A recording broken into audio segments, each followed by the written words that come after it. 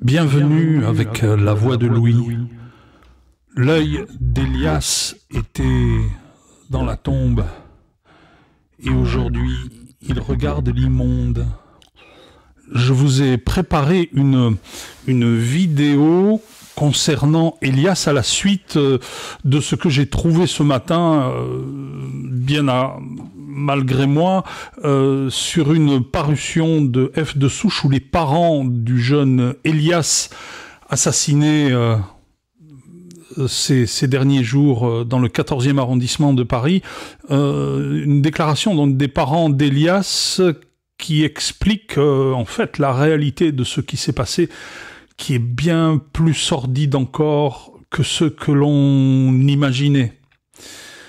Je ne sais pas si un être normal de 2025 peut avoir une imagination suffisamment pervertie pour aller chercher de telles possibilités. Dans le 14e arrondissement de Paris. Ça se passe pas au cœur de l'Afrique, ça se passe pas au tréfonds de la Bolivie, ça se passe à Paris.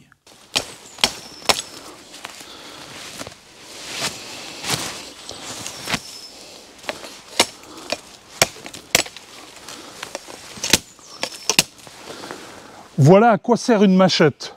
Une machette est un outil agricole, alors c'est pas vraiment une machette, c'est un couteau de cuisine, et là je vous montre un petit peu à quoi cela peut servir. Moi je m'en sers pour couper des roseaux, mais ça n'est pas sa destination, c'est juste pour vous donner un exemple.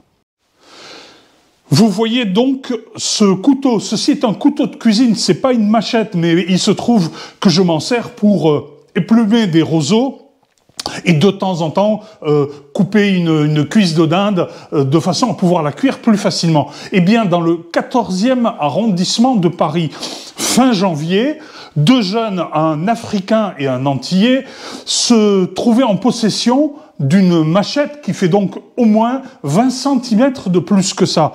Alors vous voyez, je suis habillé comme eux, et je me demande déjà comment ils pouvaient cacher une machette sur eux. Des gens les ont forcément vus passer, et notamment leurs parents.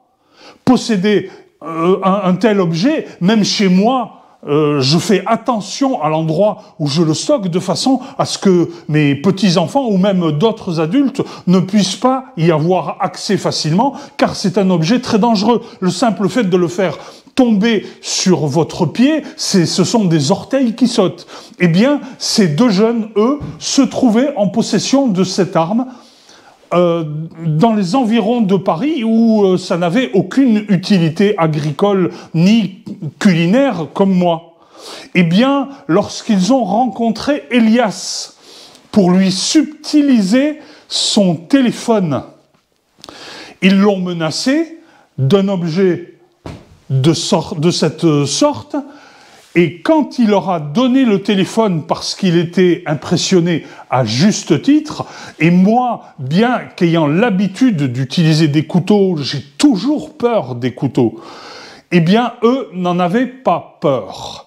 Élias, lui, ayant été effrayé, leur donne le téléphone, ça ne leur suffit pas, il le frappe d'estoc, c'est-à-dire par la pointe, faisant rentrer l'arme dans la poitrine, dans le thorax, et sectionnant veines, artères et canalisations respiratoires, ne lui laissant absolument aucune chance.